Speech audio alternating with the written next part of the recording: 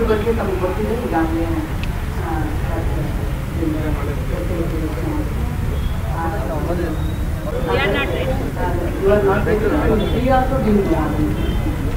ಇದು ಖಂಡಿತ ಇದು ಒಂದು ನ್ಯಾಯ ಸಿಗಬೇಕು. ಅವ್ರ ಪಾಪದ ಕೊಡಗಳು ಕೂತಾಗಿರ್ತವೆ, ತುಂಬುದಿಲ್ಲ ಯಾವತ್ತು. ಹಂಗಾಗಿ ನೀವು ಅದನ್ನ ವೆಯ್ಟ್ ಮಾಡಬೇಡಿ. ರಕ್ಷಣೆ ಖಂಡಿತ ನಮ್ಮ ಏನಿದೆ ನಮ್ಮ ಅವರು ಇಲ್ಲ, ನಮಗೂ ಕೂಡ ಇದು ಹೊಸದು, ನಮಗೆ ಗೊತ್ತಿಲ್ಲ. ಅದಕ್ಕೆ ಸೂಕ್ತವಾದ ಏನೇನು ಸಹಕಾರ ಕೊಡಬೇಕು ಅದು ನಿಸ್ಸಂಶಯವಾಗಿ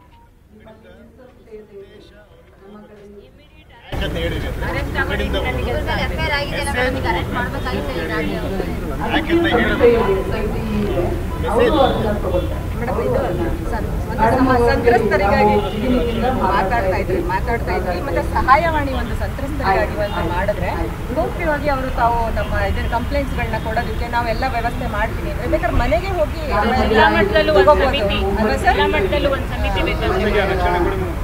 ಆಮೇಲೆ ಮಹಿಳೆಯರು ಕೂಡ ನಿತ್ಯವಾಗಿ ಯಾವುದೋ ಕಾಲದಲ್ಲಿ ಎಲ್ಲ ಸಹಿಸ್ಕೊಂಡಿರ್ತಿದ್ರು. ಅದನ್ನ ನಾನು ಅಂದ್ರೆ ಅವಾಗ ಇದ್ದ ಕಾಲ ಇವಾಗಿಲ್ಲ.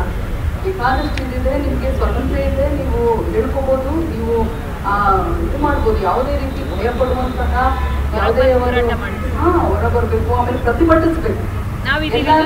ಅಲ್ಲ ಎಲ್ಲ ಏನೋ ಇದಕ್ಕೆ ಒಳಗಾಗ್ತದೆ, ಪ್ರತಿಭಟಿಸ್ಬೇಕು. ನಾವು ಪ್ರೊಟೆಕ್ಟ್ ಮಾಡ್ಬೇಕು. ಏನ್ ಗೊತ್ತಾ, ಹೆಣ್ಣು ಎಷ್ಟು ಮುಂದುವರೆದಿದೆ ಅಂತ, ಮುಂದುವರೆದಿದ್ದಾರೆ ಅಂತ ತನ್ನನ್ನು ತಾನೇ ರಕ್ಷಣೆ ಮಾಡ್ಕೊಳ್ಳೋದು ಖಂಡಿತ ಮುಂದುವರೆದಿದ್ದಾರೆ.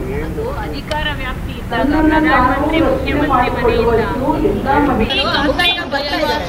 ಯಾರು ಮುಂದೆ ಬಂದು ನಮಗೆ ಪ್ರತಿ ಕಂಪ್ಲೇಂಟ್